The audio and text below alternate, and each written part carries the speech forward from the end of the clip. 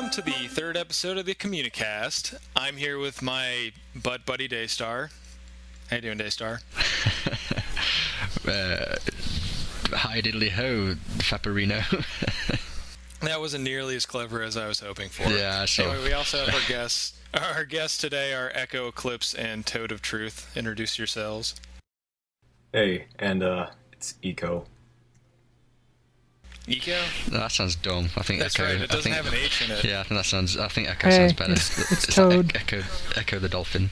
Oh, damn it. I'm such an idiot. You know, actually, one time I emceed at a concert for school, and I forgot one of the band's names. And so when I was announcing them, I kind of, leaned over, and I was like, hey, what are you guys called again? It was pretty embarrassing. Oh, that's hey, terrible. I love those guys. What are their names again? I can't remember. They were fucking mad. Oh, my God. Anyway, so... we'll start with Eco. Just tell us a little bit about yourself. I'm just kind of an average Escapist user, hanging out in my room all day, just trolling the forums. Oh, trolling. That's a bad word. You can't say that. You're gonna get banned. In the Oh, yeah. No, but in a different sense of the word. Oh shit, really? Well, I mean, this is the first episode without a mod, so all bets are off. We can do whatever we want. It's anarchy, baby. I wouldn't say that. I mean, they could still hear it later. Shh. Yeah. They can only hear you. They can only see you if you post, so it's okay. Yeah. Spider Mod is not here. What about you, T0ad? I didn't really prepare an interview. I don't know. I post a lot in the forum games and am an Injustice Leaguer. God damn it. Criminal scum. In case the listeners don't know, there's a bitter rivalry that's borderline race war between the Bro-Ventures and the Injustice League. Race war. Race war. We have races? We do now. Well, there's dogs, there's cats, there's clowns, there's tacos. It's pretty much, it's ethnically diverse. Obviously, tacos and toads are evil by nature. Cats and dogs are noble. Isn't that right? And then Echo's he's just a celestial event with no defined neutrality, defined alignment. Yeah. Well, if we're going with... To be honest, I'm a little out of the loop with the Injustice League Bro-Ventures thing. Yeah, to be honest, not much stuff's been happening, to be honest. I remember when we first started it up, and it was just crazy. And then we had this whole thing where we were all trying to spy on each other, and trying to infiltrate each other's groups. And then I remember that. Everyone just kind of got bored of it. Well, no, it's just too much work. So we just dick about, really. It's a Cold War now. We're all just biding our time. I mean, the apocalypse is coming up pretty soon, right? So. Yeah, apparently. Why waste your final Someone days will stop fighting? being lazy? I'm not going to stop being lazy. I'm going to be lazy up until the final nuke drops. Yeah, I mean, if the world's going to end soon, what's the point of doing anything? Think about it. It's the perfect excuse to be lazy. So, I guess we'll just go ahead and talk about what everybody's been playing, and since Daystar's at the top event, I'll ask you first. I'm at the top of all things. How's Skyrim? Because I already know. Oh, it's bad. You've been playing Skyrim. It's bad. I got back into Skyrim, like I said in the last podcast, and I've literally just like half an hour ago, I just deleted a 17-hour save because there was just one little thing in it that was just bothering me to death. Basically, in one of the first proper Thieves Guild quest, you have to burn down a couple of beehives before or after you infiltrate this building and get this note from a safe. Basically, I burned one too many beehives, but I didn't actually know until I turned the mission in, and I didn't have any save points from before I did that, and it was just bothering me so much. I just deleted it. I couldn't have the blemish on my save game. That's like, I mean, I'm anal retentive about RPGs, especially Elder Scrolls games, but that's just That's just too much. Yeah, I mean, Yeah, there's no penalty associated exactly. with doing that. There I think isn't. you miss out on like 100 gold or something. there's no penalty to do it, but that makes it even worse. Just the fact that I know there's no negative repercussions for it, but it's still there as something I fucked up, and it's just I can't deal with that. They're just all judging you? Is that it? I'm judging myself. I just couldn't put up with it. I was trying to legitimize it in my head, basically saying, well, it could be a character building exercise. It could be my character's first botched job, and I was like, yeah, that sounds cool. Why And the didn't you more I just stick said with it, that? and then the more I said it, the more I went, no, this isn't going to work. This isn't going to work. Was Brynjolf just too disappointed in you? His face. You walk I knew into something the- I knew something was wrong when I walked into the cistern, and he was just looking around. Hey, what's wrong, Rob? We only told you to burn down 3 of the hives, not level the estate. Did you call him B-Rolf? B-roll, no, Brimrolf. Is that Brimrolf. like his bro name? Bro-rolf. They all just stopped talking to you. just all silently judging me. Oh, that's the guy who messed up the Golden Glow estate job. He's not cool. Stop judging me! So, Echo, what have you been playing? A couple days ago, I started Final Fantasy VII for the first time. First time ever? Oh, really? Like, first time playing it? Yeah, Yeah. like 10 years ago or something like that, I tried it at a friend's house, and I got to the cross-dressing bit, but that's as far as I got. Yeah. Oh, yeah. So that's pretty much like starting again. I Really. love that part. How are you finding It's it? probably one of the funniest like sequences in the whole game. I love the game. I haven't played it in years. I just can't I can't motivate myself to play it, but I still love the game. But I just can't. I just don't feel like playing it really. What disc are you on so far? Still disc 1, unfortunately. I want to get through it, though. I love the. Are you liking it? I love the way they sort of set up the discs and that. So it's like it's 3 discs, and then it's like the first 2 discs use up an ass ton of content, and then there's like the last quarter of the game is on the 3rd disc. I think the 3rd disc is literally like the last dungeon or something like that. It's not a lot at all. But so you're liking it so far, Echo? Yeah, it's pretty good. It kind of feels nostalgic, even though I technically haven't played it ever. It's kind of weird. Yeah, I know what you mean. The music. Yeah, I mean, for me, it's the music. I mean, I remember there's been quite a few threads on it in the past about how they would be cool to have a Final Fantasy VII remake, and I was sort of always thinking, I don't think it'd turn out great. I don't know why. The part of Final Fantasy VII's charm is just the way it looks, the way it sounds, just the whole way the game looks and the music, and that's part of the charm for it for me, I think. And I mean, as much as I love the game, the narrative is kind of a mess, and I honestly don't really care if they remake it or not. I mean, I can still go back and play the game the way it is now if I really want to, so... The thing is, the only thing I can imagine happening is if they do remake it, it's just going to end up... I mean, it's pretty melodramatic to begin with, but you can put as much sort of effort into that, because, well, obviously because no one talks, you can put as much sort of emphasis as much as you want in your own head when you're reading the sort of the text in the game, but I can imagine a remake would just end up like Final Fantasy 13 and just pouring melodrama out the arse. Cloud would just be too whiny the whole time. Well, I mean, the best thing you'd get out of it is Sid and Barrett, because they're pretty fucking funny. You just have Barrett being a racist stereotype black guy screaming bitch and ass the whole time. I just don't believe they did that. Good old Japan.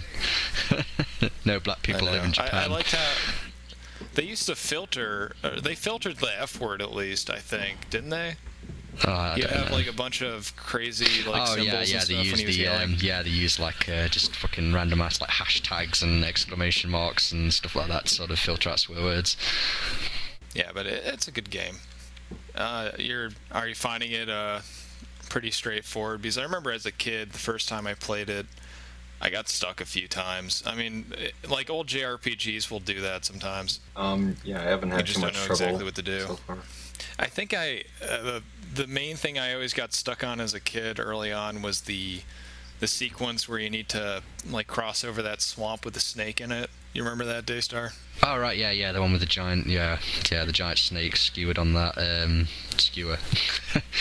But Yeah, I remember that. You need to. I think you need like a chocobo or something to outrun Yeah, it. to outrun the giant snake, you'd have to fight it, but you were just always underleveled and you couldn't kill it unless you went back like much later in the game. Yeah. I don't know how high I had to be to kill it. I never actually went back. I was never a completionist for Final Fantasy games. I'd sort of go through the main narrative, do whatever side quests I'd run into, and then that'd be about it. I was never really that bothered about getting 100% of it. So I mean, like, chocobo breeding was one of those things I always heard about, but I never actually did myself. I used a guide because I made a golden chocobo just so I could get Knights of the Round, so I could beat the Ruby and Emerald weapons. And I know that chocobo breeding requires a lot of inbreeding to get the golden chocobo. Yeah. Well, I guess I'm not a super completionist with that game, but I have beaten Emerald Weapon before, so that is, like, Emerald Weapon is the biggest challenge there is in the game. So I at least did that, but I didn't like max out all your crazy materia and like get all the all ones or whatever. You know, the materia that has like all of whatever in it. What do you think, Toad? Have you played FF7? I have only played the very beginning of FF10, and that's about it. Ooh, that's big mistake. You missed it by 3 games. Your maths is terrible. Yeah, 10 is 10. 10 is Leave it at that. 10 is when Squeenix was starting to show the cracks, I think. Squeenix? Square Enix. And that's why you're not in marketing. Hey, I'm hella good at marketing. I'm glad you had nothing to do with the Square Enix merger, Squeenix. because that would not have ended well. Anyway, I guess I'll briefly talk about, because we already did talk about Skyrim, and that's what I've been playing, because I've been playing Dragonborn. More which Skyrim. is really good. Well, I mean, if you are a fan of Morrowind and you're a fan of Skyrim, then you probably already have it. But in case you don't, you need to get it. I really like the new stuff they put in the game. It's like before I deleted my save, I just unlocked advanced armors in the blacksmithing tree to make the Nordic weapons, and they just look really good. Yeah, they look cool, and I don't know if you had a chance to actually look at it yet, but the Nordic curved armor looks awesome. Yeah, that carved armor. Yeah, that looks cool. I wouldn't have been able to use it with my character because she doesn't use heavy armor, but that's definitely a set I'll use on a warrior character when I get around and making one. It just looks so badass. And Stalrim looks great. Yeah. Bone Mold and Chitin are very nostalgic. Yeah, I mean, it's like from what I've seen, like I've checked out the wiki for like what's just looking at weapons and armors, and there seems to be a couple of quite game-breaking armor sets in Dragonborn, to be honest. Oh yeah, it's actually there is I don't want to spoil like who it is or what exactly it's a part of, but in Dragonborn there's like the secret fight that you can get to, where essentially it's like a giant boss character who has this constant blizzard aura up, like, you know, frost aura. It's like frost aura except it's the blizzard spell instead. And so he's a total beast. But I beat him on 2 of my characters that are pretty high level, and last night I was playing my Khajiit mage, who is a lower level than the other 2 characters I tried him on, and he's squishy as shit. He's a clothy, like, he uses mage armor and stuff like that. And this guy would one-shot me if he got into melee range, so I had to kite him around and stuff. I thought the fight would be hard as shit, because the way destruction works in the game is high-level destruction spells, which, when you're high level, you have to use in order to do, like, any damage at all, take a lot of magicka, and even with, like, fortified destruction and all this other shit I had going for me, I still usually will run out of magicka pretty fast, or relatively fast.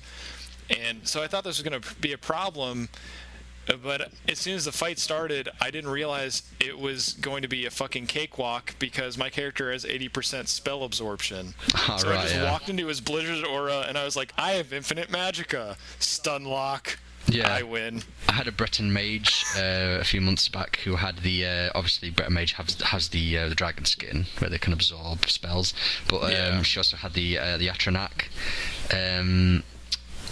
sign, so that worked as well. So it's just basically she was the best anti-mage in the game, simply because if I wanted to, I just absorb all the spells. Yeah, I was just playing a little bit ago. My character has the Atronach sign and the Atronach perk from the Alteration tree, and I was getting attacked by a group of vampires, and they were all casting spells at me. I was just standing there channeling the master Zero fucks given. Yeah, it was the master shock spells, and since I kept getting hit by spells and recharging magicka, I could just channel it forever. And they were just standing in my lightning Kamehameha until they all disintegrated. Just on the gun, 0 fucks given, just absorbing all the spells. Yeah. The only problem with the That's the only problem with the Atronach birth sign is that it makes summoning things a pain in the arse because it counts as summoning them on yourselves and like it fails 50% of the time. Yeah, I took that into consideration. My guy doesn't use conjuration at all. As a rule, I don't want to deal with as that. a rule, if I make a mage character, they have to be master of all the schools.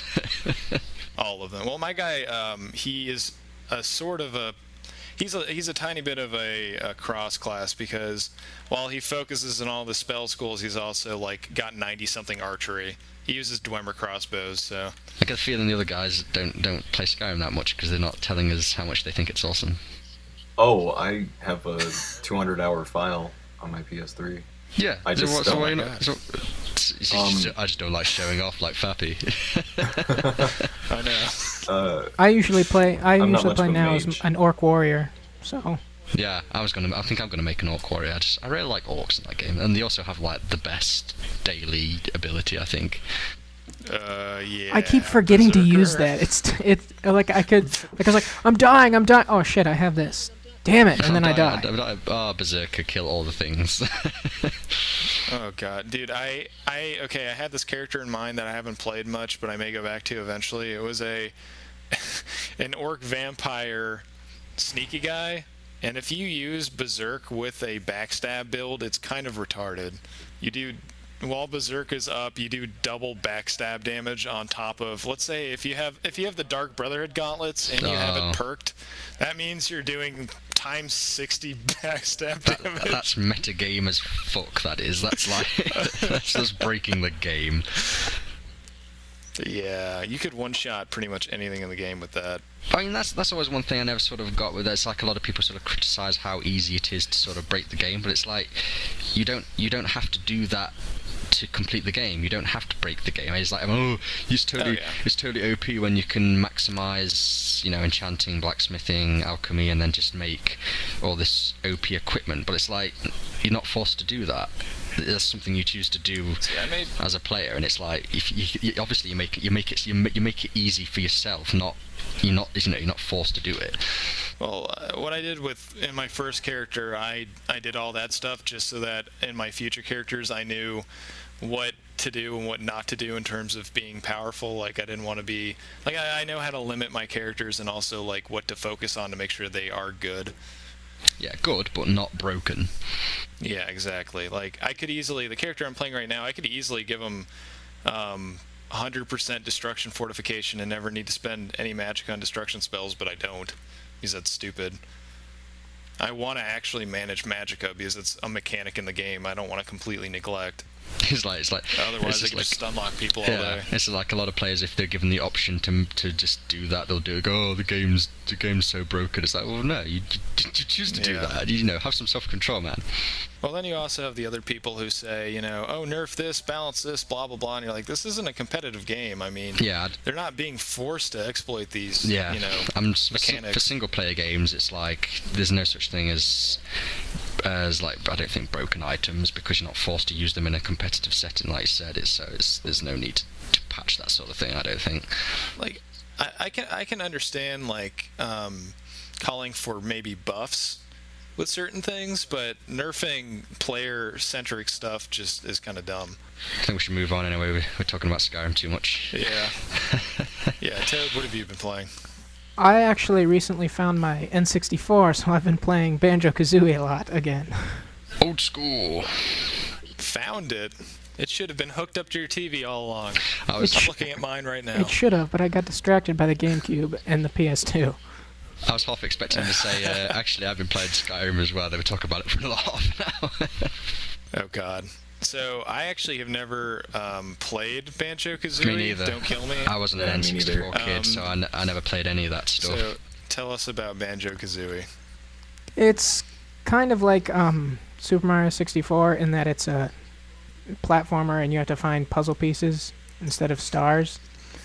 And you go to a whole bunch of different worlds, and I don't know. It's kind of hard if you guys haven't played it. I can't talk about it. Yeah, I've been watching it on. It's kind of similar to Donkey Kong 64, isn't it? I've been watching it on Game Grumps, so I sort of know about it, but I haven't played it. But yeah, you'll have like the main hub, and then it's like Super Mario 64, where you have the hub world, and then you can go through portals to different worlds. While in Super Mario 64, it's sort of like you have however many X amount of stars per level, and then the layout of the level changes depending on which quest you choose, doesn't it? Well, with Banjo-Kazooie, the level stays the same, and it's all a matter of just collecting all the little things throughout each level. So there'll be jigsaw puzzles, there'll be other things. I just did a fucking mind blank on that one. But yeah, this is it's collectible. the musical notes.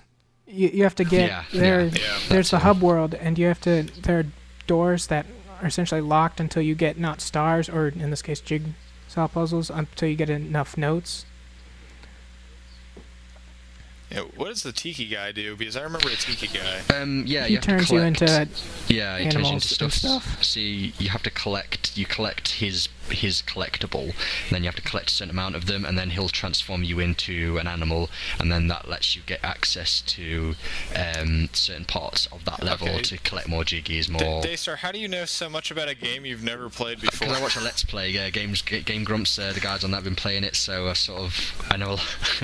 So yeah, I know a lot about the game, but I don't actually play it. You've got like encyclopedic knowledge. I got encyclopedic. Okay, here's a disclaimer for me is I have never watched like a Let's Play for more than 5 minutes before, because not only am I the like worst backseat gamer of all time, I have been making people watch me play games all my life, and it's like just impossible for me to watch other people play half the time. I'm the same way. I mean, I as a rule, I never really watch Let's Plays either. I just find them boring. But Game Grumps is different in that it's not really. It's a comedy. It's not. Right? Yeah, it's not really a Let's Play. It's just watching a bunch of guys dick around while playing games. It's sort of. I mean, they don't take it seriously. So it's not like some Let's Players where, well, they even mock it in Game Grumps where it's just like some guy who's just doing everything and now I'm going to go around this corner and collect the power up for this thing and then do this thing and then go here and then they don't do that in Game Grumps. They just that's basically just a walkthrough. Yeah, they just dick around and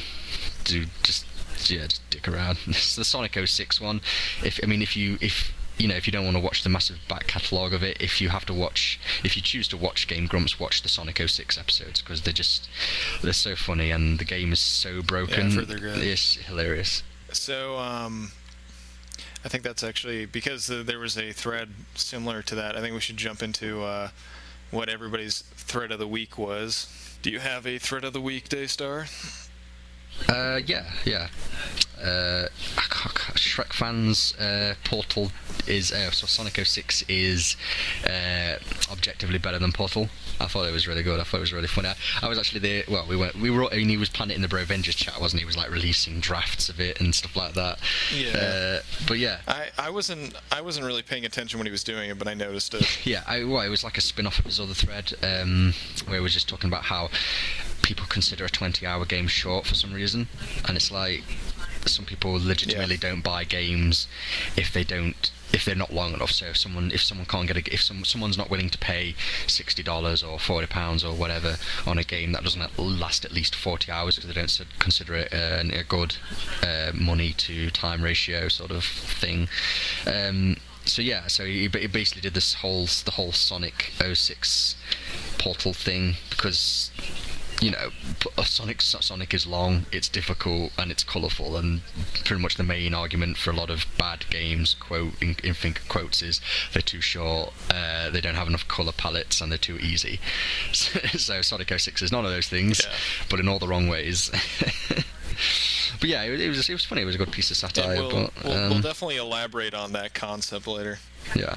But I liked a lot of the most of the comments in that thread were all people like going along with a joke and then other people getting mad about it. Did you see Eternal Nothingness? That was just, oh god. Oh man, he got. Well, you see, the thing is, like, I have a feeling that he understood the joke, but that he was just so offended that anybody could even joke about Sonic 06 being good or better than anything else. just offended on principle. I mean, I can't really fault him for that. Sonic 06 really is.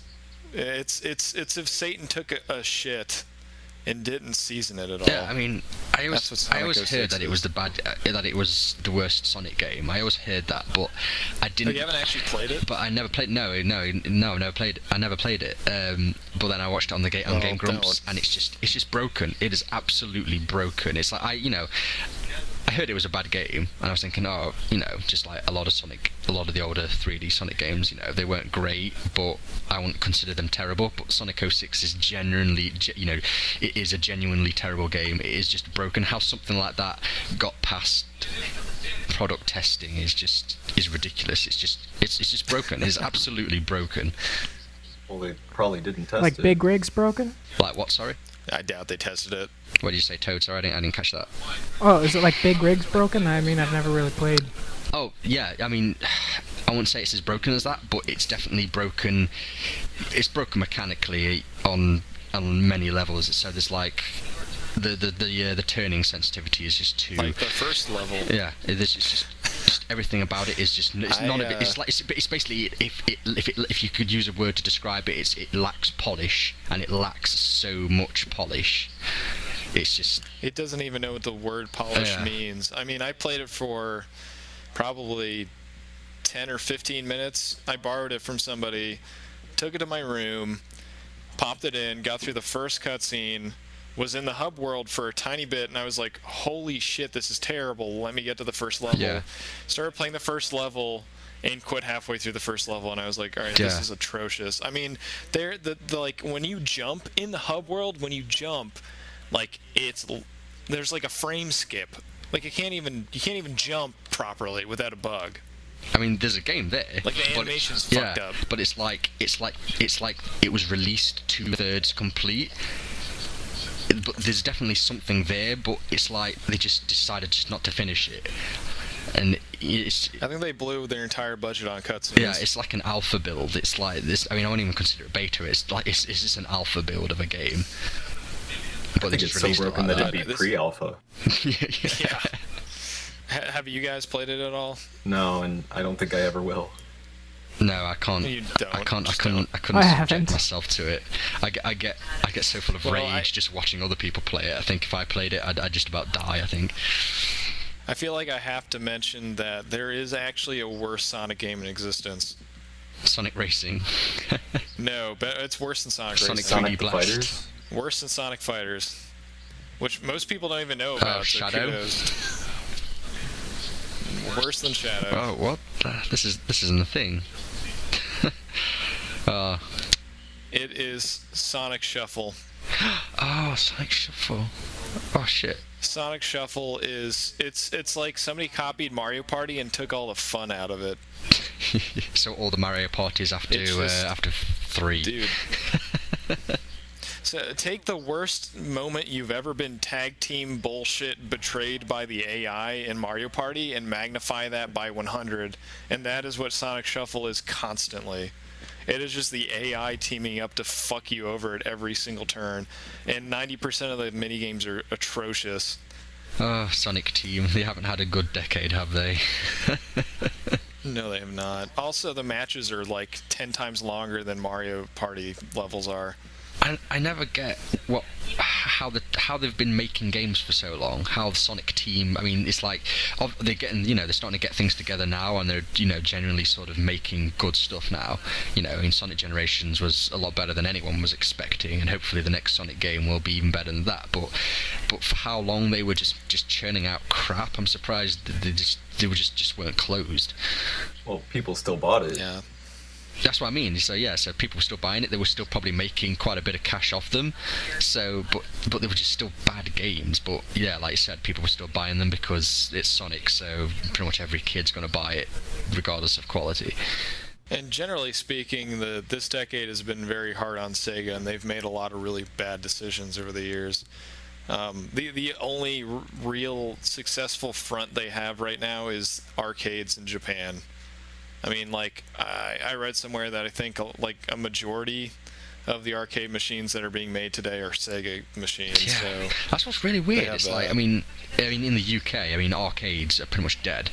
I mean, even in so like here in the they're, UK, they're more than dead in the US. So like here in the UK, it's sort of like the only real places you'll find any arcades are at the seaside, which is basically near beaches and stuff. Where so like you have a lot of so a lot of holiday places are sort of around the seaside here in the UK, and most arcades you'll find around these kind of areas. I remember this town we used to go to when I was a kid. We used to stay at. I went there a couple of years ago for the first time in about 10 years, and it's just absolutely dead. The place was dead, and the newest arcade they had was Time Crisis 2, which was like 1998 or something. Not like even 3. Yeah. Actually, I think they're on to 4 in the arcades now. Yeah, but yeah, it's like they're a huge thing in Japan. I mean, there's still, I mean, like with Street Fighter and stuff, it was like there's an arcade edition which literally is the game that came out. Fighting games are they're booming huge, over there. huge in Japan. I mean, the BlazBlue games come out in the arcade at least a half a year before the console versions do. But I suppose that's what And they happens when you usually- have such a when you have such a population density in cities. So they last longer, I imagine. Yeah. Well, I used to go to arcades all the time as a kid, and one place in particular, when I lived in New York had fuck tons of arcades. And Nathan's, if you've ever heard of Nathan's, it's like a hot dog place.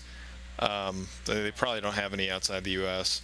But the reason I used to love to go there all the time as a kid is because this particular Nathan's in New York had this like enormous arcade in the back, like at least 30 or 40 machines in there, and like I played pretty much every old like late 80s to early 90s arcade game you can think of.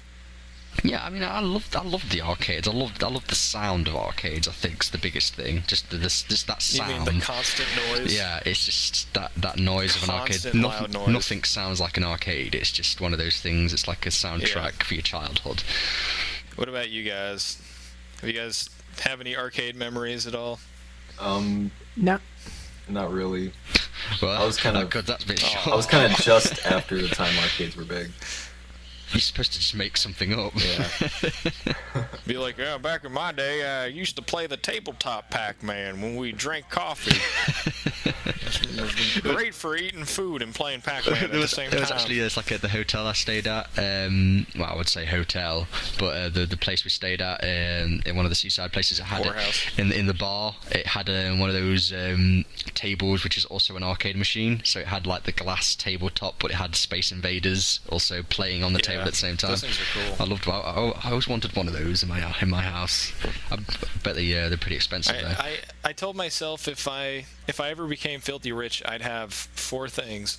I had to have a brick oven for pizzas, a hibachi, an X-Men arcade machine, and like one of those old Pac-Man tabletop arcade machines. Wow, you wouldn't. If I was theoretically filthy If you were rich. filthy rich, you'd spend. That's all you'd buy. Wow, you have low Well, yeah, I do that. low expectations of what you'd have to spend the money on. I would have authentic Japanese chef for the hibachi and an authentic Italian American for the brick oven. Authentic Italian Would they American. would they have like shifts, or you just keep them in the cupboard or something? 24/7. They'd be indentured. And the Italian American needs to be extraordinarily hairy, have a really funny accent, needs to, and have a golden crucifix chain He used necklace. to do that John Pesci thing in Family Guy where he says Yugoslavia. Yeah, he has to say that really weird. Yugoslavia. All right, so anyway, Echo, what was your favorite thread of the week, if you have one? I don't think I have one this week. I haven't really followed any threads too much, just sort of skimmed around. Nothing stands out at all. Not really. You suck, Eclipse. Break my balls. You're breaking my balls, Eclipse. You're breaking my balls. It's weird. You'd It think means I had to talk more. like Oh, Fappy, before I forget. I'm online all the time. You know your Xbox Live character? You know the guy on your avatar? The creepy robotic pedophile with a mustache. yeah, that's what Louise said. Louise says your character looks like a paedophile. It scares her. Oh, yeah. Well, I mean, it goes along with my gamer tag too, which I'm actually considering Yeah, changing. you were thinking of changing. I was thinking of changing mine if it wasn't for the fact that it cost me money to do it. I originally tried. Well, I originally had. yours is kind of a unique, like, no numbers in it name, so I Yeah, wouldn't change I yours. tried to have Daystar Clarion originally, but it was already taken for some reason, probably by the crappy ass fan fiction author of the same name. I hate that guy. I hate that guy who I've never talked to ever. So since Echo doesn't have a favorite thread, I guess Toad, what's your favorite? I thought that your thread of the week. dictators according to Japan was interesting, if weird. I glanced at that, but I wasn't entirely sure what it was. I never read it either. Ah, damn. It was like they just some magazine in Japan or whatever drew all the dictators as hot anime chicks, and it was really weird. I mean, a lot of them didn't even look like if it didn't have the name at the That's pretty bottom, funny. you'd be like, who? The art was fantastic, That's though. so strange. The thread kind of took off too. It looked like it had a lot of pages. So how did Hitler look nice? I guess. Hitler was That's like the only question I can think of. In regards. Hitler's like a 13-year-old girl with painting. I don't know. She's painting. All of them felt weird. Japan, you're so crazy. At least they're somewhat historically accurate because Hitler did like to paint as a kid. Actually, that's kind of creepy. There's a little bit of art history for you, although names will be vague because I don't quite remember them. There was I want to say it was a Russian artist, but I could be wrong. He's Slavic, I'm pretty sure anyway, who painted a picture called The Abomination, 100 years to the day of Hitler's birth. And it was a picture of a bunch of people running away in the streets from a giant monster with a face that looked like Hitler's. It's fucking creepy. It was like the artist was some kind of prophet or something. Did Right, Nostradamus yeah. paint this? I hope so. I don't think he was alive during that time, but then again, my history is kind of hazy. Wasn't Nostradamus French though? You were taught in an American school, so it's okay. Exactly. Oh, controversy. Okay, so yeah, my entire 8th grade education was Georgia history, so that should tell you something right there. How do you even fill a whole year with that? You talk about slavery for an entire year is what you do. Oh man, Harriet Tubman, that's what I remember. Underground railroads and sitting in the back of buses and Everything I learned about history, I learned from Assassin's Creed, so it's completely 100% accurate. Oh, God. So, anyway, my thread of the week was probably the what is the thread actually titled? I should look at this so I can give credit where credit is due. Let's see, where is it? The Escapist Basement. I should remember that. Yeah. Essentially, basically the thread is somebody asking the question, what is so scary about the basement? Because something that we do on the site a lot is when somebody joins the site and is like introducing themselves or whatever, you tell them, like, people will give them advice, and one of the points is always, stay out of the basement. But And nobody it's knows only what the natural to basement wonder is. what's down there. Exactly. So it's like everyone's like, "What's the Well, basement?" yeah, it's apparent. And so in the thread, people were like throwing out their theories that it's where band people go and stuff like that. And I guess the OP asked too many questions because Cross ended up coming into the thread and like unleashing the child of Cthulhu that was speaking in tongues and freaking everybody out with this scary ass avatar that's glitchy as hell. Oh, this sounds amazing. Which is the name. Yeah, the name of the user that he created is reminiscent of Missingno. It's like Missing User or something like that. Yeah, it's missing user, so yeah. MISSINGUSR all in one word, and he's got the default avatar, so it's like the guy with a cap, but it's glitched. So it's pretty creepy. It's freaky as hell. Yeah, you need to go look it up because the text. It's hard to tell what he's saying because it's all like fucking. It's all crazy text. Lovecrafted out the ass. Like Zalgo? I don't know the name. You should find it. It's on the front page. Is that what that's It's on called? the front Most of front it was page just kind of filler, and then they had like one sentence surrounded by mixed up letters, I think, wasn't it? Yeah. I don't know. I'm It's not on the- looking. It's in the front page of It Off looked like Topic the at the words were moment, so bleeding. if you want to check it out now, while you got the chance, just to sort of have a look at it. Yeah, it looked like the words were bleeding letters. Oh God! Somebody posted a picture on here that says "Welcome to the Escapist, stay out of the Yeah, basement." sexism. It has the hot The threads. table was actually turned, and then right underneath it, okay, fellow male escapists, boobies. That's got to be shocked because there's no way those two things would appear right next to each other. I don't know about Well, that, man. yeah, I was saying that. But yeah, that was a pretty fun thread. But anyway, so since you kind of came up with it, Daystar, I think you should introduce the topic at hand. Oh, you that we mean could talk about here. yeah? You mean the whole yeah? So like a trend lately seems to be games have to be sort of longer than 20 hours for people to feel like they're getting their money's worth. Which I don't really agree with. To be honest, I mean, some games do it well. So Bethesda sandbox games, you know, those they've you know, they're made to be played for hundreds of hours. They've got, you know, hundreds of hours worth of content, which is fine. They're made to do that, and they typically have really short main quest lines, but you never really play those games for the main quest line. You play it just to get yourself lost in a world. But then there's other games where they're just unnecessarily long. So if I had to pick one off the top of my head, I'd say Assassin's Creed is one of them, where it's just unnecessarily padded. So I mean, for instance, Assassin's Creed 3, I haven't even completed that game yet. I have no motivation to play it for some reason, and it's just, and another reason again is it's just too easy. It's just they're just far too easy now, Assassin's Creed. Well, they also fucking bloated the. They flooded their own market with too many Assassin's Creed games back to back. I mean, to back. you release. They don't change up the gameplay. Why'd they stay on the Renaissance so long? Yeah, I don't know. Like, I thought the game was supposed to be a trilogy, and then they're like, trilogy within a trilogy. That's a smart idea, right? And the problem with Assassin's Creed 3 as well is just, I mean, I like the setting, I like the political narrative of the setting, but the setting itself is just boring as fuck. It's just not a fun setting to explore. I mean, they're all two-story high buildings. There's no, I mean, you know, the whole game was originally made around free running and all that stuff, but there's just nothing to climb on, and the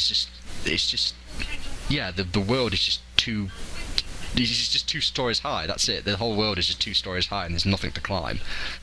It's just two stories too short. Yeah, the whole Daystar's review of Assassin's Creed, 2 stories tall. But yeah, I mean, it's nothing. I mean, I remember playing Assassin's Creed 2 after the first one, and just the leap, because there was like a 2-year gap as well between those two games, and just the leap in quality between the two games it just blew my mind, and I just couldn't stop playing Assassin's Creed 2. The setting was just brilliant, and the story was great, and especially Venice. I mean, for all settings to play in Renaissance Venice was probably still one of my favourite settings in video games. It was just so fun to explore. But then Assassin's Creed 3, there's just nothing there. It's just I mean, yeah, I don't know. Well, in terms of game length, back in the day, when games were coming out for roughly the same price, I mean, a majority of the games I have from, you know, the 16-bit era, for example, if you're good at the game, you'll be lucky if you get 30 minutes out of it. Like, for example, Turtles in Time, one of my favorite games of all time, you know, side-scrolling Ninja Turtle beat-em-up, I can beat that game in 20 minutes. Well, that's where the whole Nintendo hard thing comes from, isn't it? The whole Nintendo difficulty, where it's notoriously difficult, it's all trial and error, because they've got to... And that game is not hard at all. Yeah, but I mean, as a rule, I think that's where a lot of the sort of games, the platform games, came from. That they had to sort of try and pad out the length, and they did that by making them just ridiculously difficult, especially for kids. I mean, most of us were kids at that time, so they were a lot difficult. So, like for instance, Sonic, it was a rare day when I could complete Sonic, the original Sonic the Hedgehog. And now I can pretty much do it with my eyes closed now. So in terms of how much better I am as a gamer compared to when I was a kid is another aspect of why I just complete those games so quickly now. Yeah. We'll do Echo. You give an example, and Toad, you give an example of a game, assuming you agree with the argument, that is, you know, good despite length. I mean, Journey, we'll do that. I think, is the greatest game I've ever played in my life. And I love that game. That clocked in about 2 so hours. Much. Yeah, It's only 2. I thought it was supposed to be really long. No, it's not at all. It's so short. You'll be lucky. You'll be lucky to get 2 hours out of it. It's about an hour and a half, give or take, and it does every part of that game is filled with something. There's no filler in the game. It's all content. It's all just it's just like a symphony in motion. It's just the entire game is just absolutely brilliant. Yeah, it is beautiful. It's just a brilliant game. Absolutely brilliant. I mean, the guy who... And I think that's the key to making a short game work, is just make sure that every moment, if it's going to be a short game, you want to make sure that you're not wasting any time. Yeah, I mean, like, it's got to be... The guy who did the soundtrack for it, Austin Wintory, he's up for a Grammy for the soundtrack for that game. And, you know, to give perspective on how important, how big of a deal that is, he's going up against the likes... I mean, he's been nominated up against people like Hans Zimmer and John Williams. That's kind of the, you know, how big of a deal it is that a video game soundtrack is going up against, you know, the legends of Hollywood, you know, music making. Yeah, you gotta wonder, some of these composers who do video games, you know, almost exclusively, like, how many of these guys will ever kind of like break the mold almost, you know what I mean? Like, for example, I don't remember the guy's name, but the guy who historically has done all the Final Fantasy games. Oh yeah, Nibatsu. You've got guys like Jeremy Soule, who are like brilliant composers that have been doing it for decades. Like Jesper Kidd, he's really good as well. Get that much recognition. Yeah.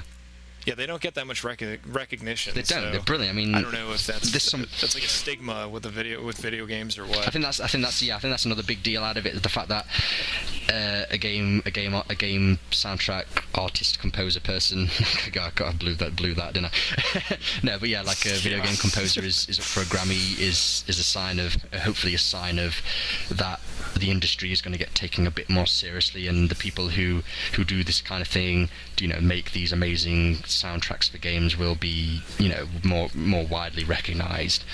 And now, how about Toad? You give us an example. For a short game, I thought Limbo was really good, and then for a medium short game, the first Halo was about 10 hours. Yeah, actually, I think it might even be shorter than that. I think the first time I played it, I probably beat it in 6 or 7. I don't remember it being 10, but like Halo's campaign wasn't really groundbreaking, but I fucking loved it. It was much better than the other ones. I think the thing with Halo is, like, while the games themselves, story-wise, they've never been brilliant, I've always found Halo to be mechanically sound. I mean, the way the games feel has always been really polished. They always feel really good to play. So while I might not necessarily be interested in the story that much, they do feel really good in terms of just the way the characters feel and the way the game feels. And so yeah, I mean, they do have good amounts of polish. The thing I've always noticed about the Halo in particular is that the story is weird in that it's like not narratively interesting, but it's just got this kind of, I don't know, awe would be the right word. It'd be just kind of like you look at the Forerunner buildings and you're just like, whoa, or whatever. Like, yeah, like Halo does historically, I don't know, I didn't play much of 4, and I only played through Reach once, but at least 1, 2, and 3, they tell the story very, very well through visuals and through the soundtrack. Like, the way the music interacts with the set pieces and stuff it's instantly memorable. Like, everybody who's played the first game, for example, remembers, like, the, you know, orchestra picking up as soon as, like, you land on the second level at the beach. I think every level has that moment. Immediately into the firefight. I think the thing. Well, yeah. I think that's. But that one in particular sticks out in my mind. Yeah, I think that's one of the things of why Halo 4 isn't considered as great, in the sense that it doesn't have the same composer from the original 3 games. Oh my god, dude! I played like the first 4 levels, and the audio design was just absent completely. Not only was there like no music at all, but there's this high-pitched beeping noise. I don't even know what it's. I think it's when you're like running out of ammo or something like that. But it was so awful. It was like that kind of noise that you would play for like a dog when the dog was being bad. And it was just like killing my ears. Some of the stuff from Halo 4, it's not someone that says it's bad. I just think that Marty O'Donnell, the guy who did for the first 3 and then ODST and I think Reach too, he was just incredible. He could like make these incredible songs that you can listen back to back, but he could also like cut them up and put them in places in the right way, and it was just like I've on YouTube I often just like listen to Halo music, and it's incredible. Yeah, I mean, I mean, I'm not a fan of the series by any stretch of the imagination, really. But one thing I've always liked about Halo is that it's always had a really good soundtrack. I mean, stuff like Molyneux Mix and things like that. It's just so good. I actually don't remember many of the track names, but one did stick out in my mind. Amberclad was really good. I think that was from the second game. And the funny thing about the second game was, while the soundtrack was good, there were parts of the soundtrack that were just weird, because I don't know why they got it in their head that they wanted to like introduce some like modern rock that didn't really mesh very well into the game. Like, why do they have like Incubus jam sessions like randomly thrown in the? Oh, I think it was Incubus. I think, right? Wasn't there's just randomly, Breaking like, Benjamin had one. It was yeah, Blow Me they Away. had that one song. And that song was good, but I don't even remember it playing during the game. And if it did, it was like just the guitar solo or something like that. Yeah, it was at when you're the Flutter attacking the big space station thing, High Charity. It played then. Yeah, I just thought it felt weird because I don't know, it just didn't fit the atmosphere very well, I don't think, because it was still kind of evoking the same. It was trying to evoke a Halo-like atmosphere with a completely different sound, I guess, is my problem with it. The thing was, the previous track was very subtle and not really slow, but like it had these mumbling things that like played backwards. It has actual lyrics that are kind of creepy, like Gravemind, and then it goes to that because it's supposed to be this big fight. But like, there's basically anytime I ever played that, I kind of just sniped everything and then picked off the rest, so it wasn't a big fight, so it just seemed weird. I think that's definitely one of the things in games that seems to never sort of. I mean, it gets recognised, but I always. Well, I wouldn't say yes. A lot of people always. Well, I think game music. The music means a lot more. It's more important than people give it credit for. Definitely. I mean, so like for instance. Actually, the funny thing is, a lot of my favorite games, for some reason, I know it's not nostalgia because a lot of people agree with me, have some of the best game soundtracks for some reason. Like Blaze Blue, for example, is my favorite fighting game series, and they are renowned for their soundtracks. Yeah, so like for instance, Journey. I mean, Journey is a good game. It's got solid gameplay mechanics, but if the music wasn't as good as it was, I don't think it would have had nearly as much of an impact on me as it did. I think the soundtrack is what made that game for me. How about the end of Mass Effect 1 when the credits roll and it starts playing that font song? I love that song. Oh my god. Well, yeah, again. I fucking melted in my seat. Like with Mass Effect 2, the Suicide Mission soundtrack, just the track they played over that entire last mission is just mind-blowingly good. It's just so good. It wants to make you push on. Actually, the thing about that was I was pretty sad when they announced that Jack Wall wasn't returning for the third game. Yeah, me too. Yeah. The guy that replaced him, the guy from Requiem for a Dream, he was pretty good, but honestly, I didn't realize this until I think it was when they did the extended cut. Sam Hewlett did all the new music for the extended cut, and I didn't realize this until that moment that maybe it was Sam Hewlett the entire time. This like young composer that nobody knew about, who was working with Jack Wall since the first game. Maybe it was like he was just that awesome.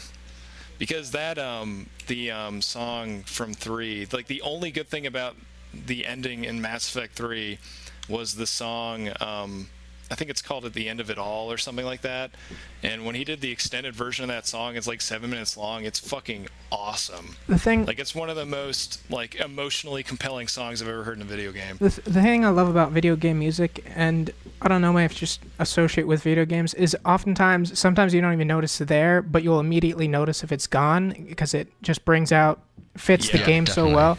Yeah. Like, if you ever played Limbo and just like listen, there's actually music there, and I didn't even really notice it because it's so subtle and it fits it so well. Ambient sound, isn't it? So, but it's definitely there, and like you said, it's like a good soundtrack is one that you don't notice it there when it's there, but you'll notice it when it's gone.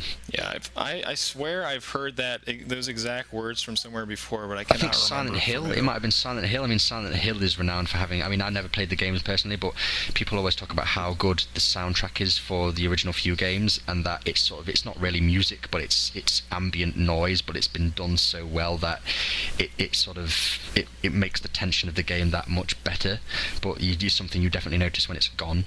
Actually, another perfect example of that kind of thing is in Morrowind and Oblivion, the combat music kind of lacked. Like, Jeremy Soul's a great composer, but he wasn't that good at combat music until Skyrim. And when you do, like, your first dragon fight, for example, and the dragon fight music kicks in, it's fucking epic as hell. There's like a few tracks for dragon fights, and I don't know the names for any of the tracks, but one of the particular dragon tracks I absolutely love, where it's kind of got that uplifting sort of. It's not the one they use in the trailers. It's another one, but I can't put my finger on. I think I know what I mean. It has a it kind of like cool choral part that is very it's very not soprano. It's kind of just got like a. Crap. It's kind of like a. It's between soprano and tenor. I don't want to. I can't even. I was in chorus in high school. I can't even fucking remember any of this shit. I'm so bad about this. The thing that makes me laugh about those dragon fight music, they always kick in for the wrong times for me. So it'll always be too early or too late. Like the dragon won't have landed and the music will end, or it will be still going long after I killed it. Sometimes it doesn't even kick in at all for me. So there was a fight today where I turned around and there was just a dragon on the ground right next to me, and I was like, oh shit, because just nothing. There was no battle music. Yeah. Well, the best thing about it is, and sometimes it plays it during other epic fights that aren't necessarily dragons, and that's, I think, my favorite time is when it does that, because right when the music kicks in, oh shit, this fight's going to be fucking intense. Like, oh god. Actually, and that actually reminds me, another great example, even though this discussion wasn't supposed to be about music, is I don't know if anybody else here, I know Daystar hasn't played Persona 4. Persona 4 has some of the best combat music, like, ever. And when it kicks in, like, it's fucking awesome. Eclipse music. What do you like? Well, you said Journey already, but you need to say some more stuff. Wait, just like in general? Yeah, well, game music. What do you like? Well, my favorite game soundtrack by far is Kingdom Hearts collectively. Just all of them. I'd agree with that. I mean, I think I like the. I won't say I was a massive Kingdom Hearts fan, but yeah, I do remember having some pretty decent soundtracks in it. So you pass. Don't kill me, but I've never played Kingdom Hearts. Oh, you're missing out. I think one that had a good one was Final Fantasy 12. I mean, even though the game itself wasn't that great, it had a really good soundtrack. I tried playing that game once, and I didn't put it down because it was bad. I put it down because my only option at the time was to play it on my girlfriend's 1080 widescreen TV, and it looked like shit. Yeah. Because you don't want to play PS2 games on an HD TV. It's even worse than playing like 16-bit games or N64 Yeah, it's pretty much it's the only reason I end up getting HD versions of games, because I just can't stand playing PS2 era games on my huge HD TV, and it's just my eyes were bleeding. I think it's funny how some games, their graphics hold up really well, and then others, like, you just go back to it and it's like, Shadow of the Colossus was really bad for that. It had so much motion blur, and the frame rate was just god awful. Well, still a brilliant game, but it just aged badly visually. I think it was limited by the hardware more than anything. The game itself is still brilliant. I feel like for some reason the PS2 suffered more from this than the original Xbox. Than the playing it on an HD TV, kind of getting graphically lost in translation. I don't know why that is, but like if you were to play, for example, Halo CE on an HD TV on an original Xbox right now, it actually wouldn't really look that bad. But if you played, a JRPG from PS2, it'd probably look all grainy and blurry and weird. I think it's because, the Xbox was slightly more powerful than the PS2 to begin with. I think that might just be enough to tip the balance.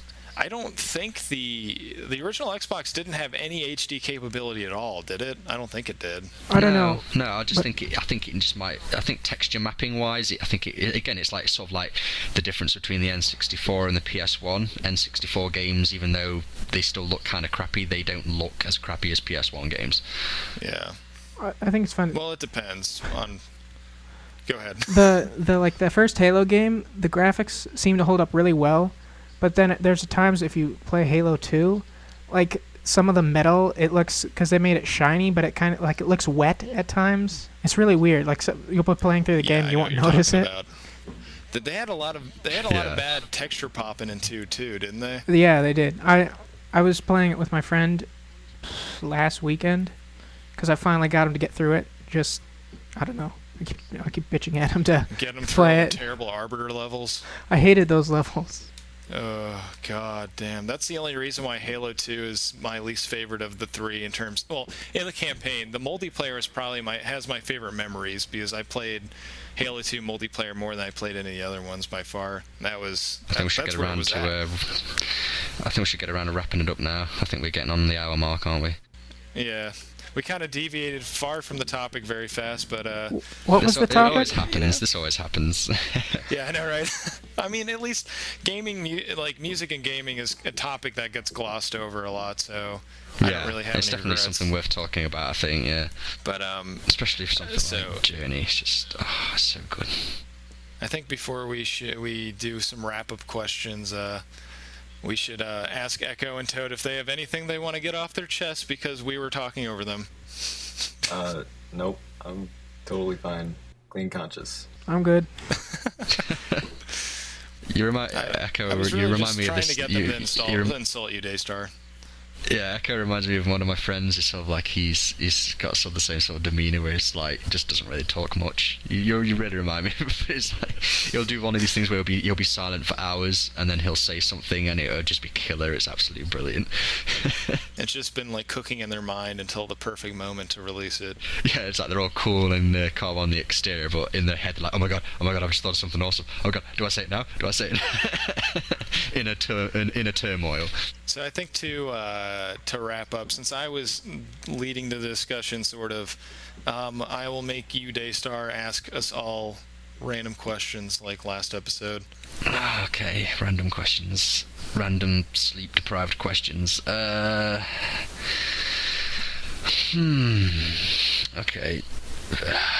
Favorite brand of tissues? Toad, go. Kleenex? I don't know brands of tissues. That's the only one I know. I think Kleenex is going to be the answer for everyone, isn't it? There are other brands. Crappy local There we go. brands. Kleenex. Monopoly on tissues. That's so nice. I love Kleenex. You know what they're good for? Wink, wink. Oh, innuendo. Oh. Blowing your nose?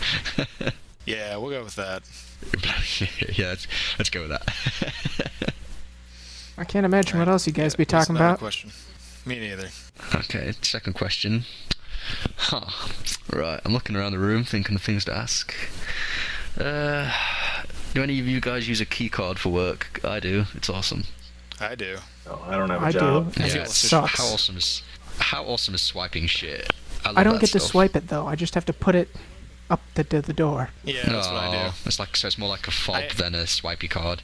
Well, see, I have this little thingy that I put on my belt loop, and it stretches out like a little. I don't know how to describe it. It's got like a zip cord, yeah, I know what you mean. Yeah, zip cord thingy. So yeah, that's what I do. Just whip that around all day. Well, it's like with the place where I work, there's just like there's varying levels of security in terms of where I can get. So I always think it's kind of like Metal Gear Solid, where I need specific level key cards to get around the place. Oh, they lock that shit down. I can go anywhere in the building pretty easily at my place.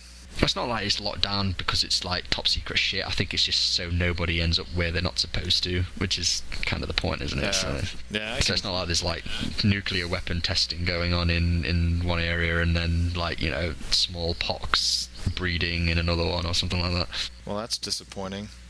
Wouldn't it be interesting if that were the case? Double bluff. Oh no.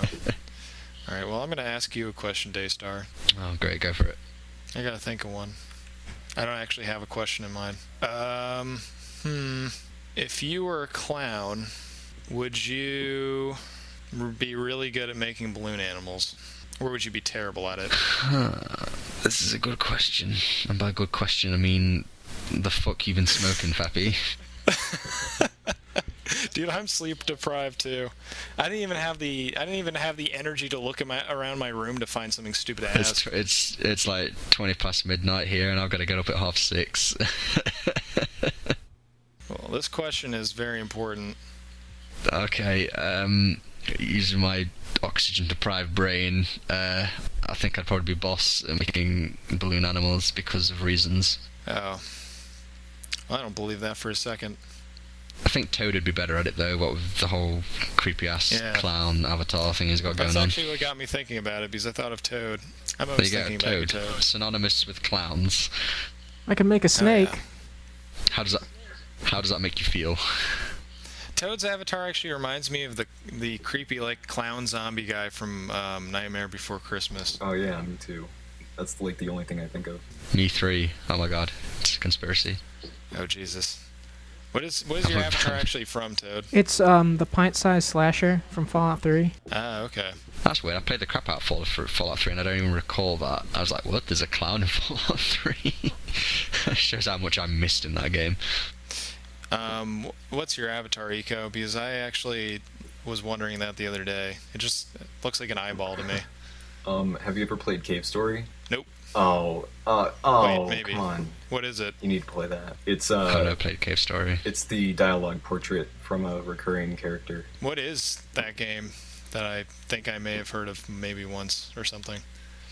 It's side scroller, isn't it? It's like a side scroller action-y adventure Yeah, thing. it's I know some people don't like the term, but it's like a Metroidvania sort of game. You can get it for free. Oh. That's kind of cool. I really like that style of gameplay.